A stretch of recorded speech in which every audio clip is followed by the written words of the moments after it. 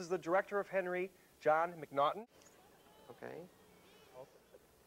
There's a difference between an adult picture and a pornographic picture, and the problem with the X rating is it automatically puts you in with pornography, and you know, everyone's talking about an A rating, Siskel and Ebert, everybody, which means okay, you've got to be 18, you've got to be an adult, but this isn't a pornographic picture. No. This is an adult picture. It's not rated. The rating certificate was returned to the MPAA's review board, so it is an adult or a not rated film.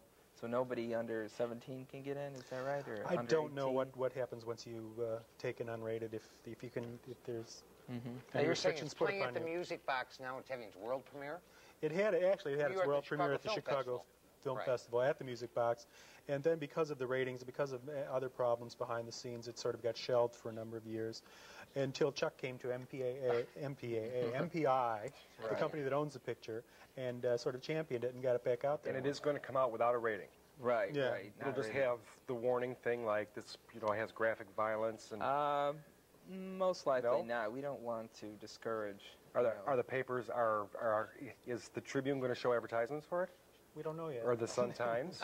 We just don't know curious, yet. you know. The Tribune's really been great to us in terms of publicity and stuff. I don't know, but I don't know what the specific policy. Many newspapers in American cities will not advertise a picture which has been X-rated or, you know, it's like nolo contendere, no rating. So I don't know what'll happen. Some papers won't take it, some will, and we'll see.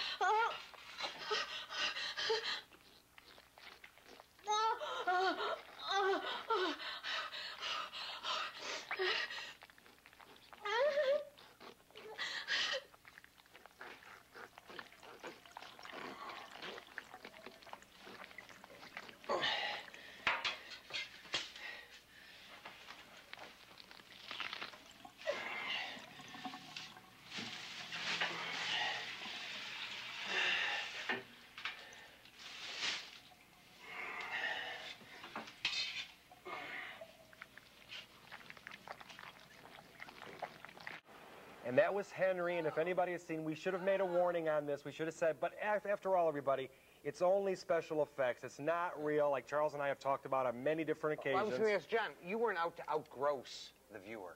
No, actually, there's a little anecdote about that particular scene. There's a scene right before. The reason he gets stabbed.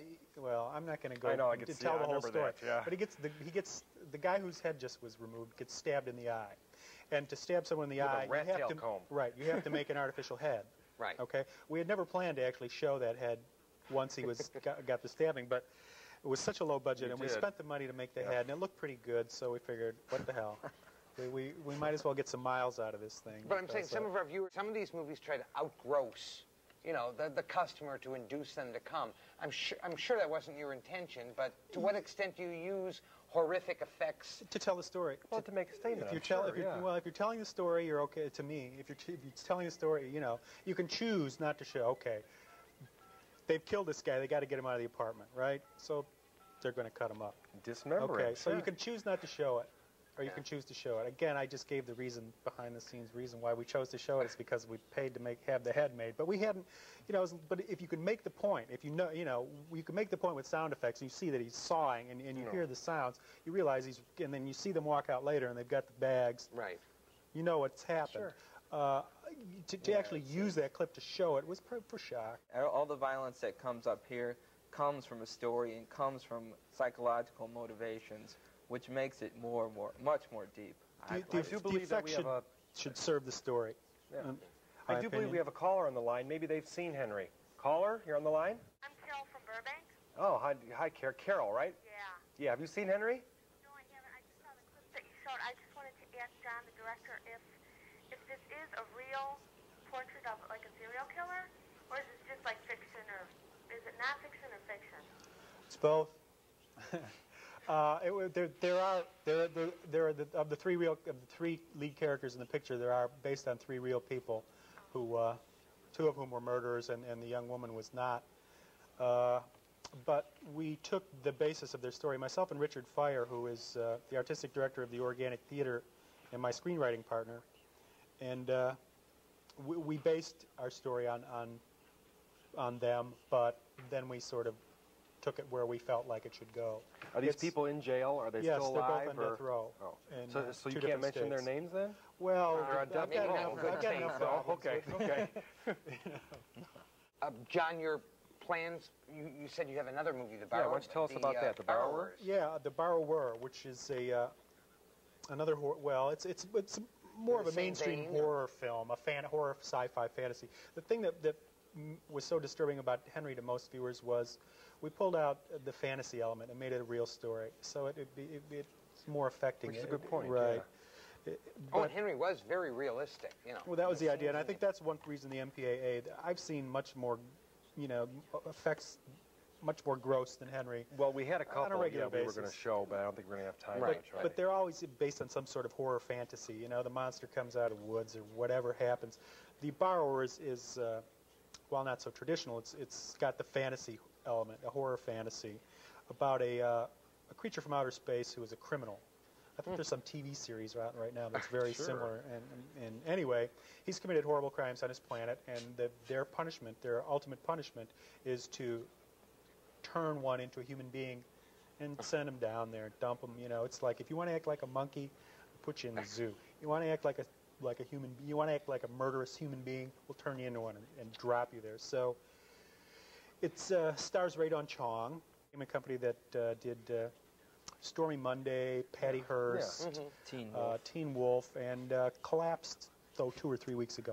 So The Borrower may not be coming to theaters real soon, but I'm assured that we're about 9 days from completing the picture, and Atlantic went into a deep financial crisis. And so the picture's kind of in limbo. You also mentioned that you were having trouble getting a regular rating out of this one also Yeah, now? I think, again, I want to make peace with the MPAA because I hopefully will be sending more pictures through there as years go by. And basically, one of my problems with the MPAA is the people on there, the people I have talked to and stuff, they're smart people. They know what the score is, et cetera, et cetera. I wish that the filmmakers could have more personal contact. I wish I could go into the room with them and say, listen, I didn't try to make a sleazy picture here. I mean, they look at it afterwards. Right. And there's reasons that this is done this way, and there's a story to be told, and this is why we put this stuff here. And The Borrower is the same thing. Some of the stuff they let go was amazed me because I thought for sure that they would call it. And some of the stuff they objected to was like, give me a break, I mean, Phil and I saw the movie and thought it was tame compared to some of the outrageous things you've seen. And what the director here is talking about, you were building up the suspense element. It was realistic. It didn't have the Freddys, as you mentioned, or the Jasons. It was more of a realistic once you have fantasy, movie. then you can pull away from it. Yeah, well, the threshold for violence in the films is getting a lot less. I mean, if Friday the 13th were rated this today, it would have gotten an X rating.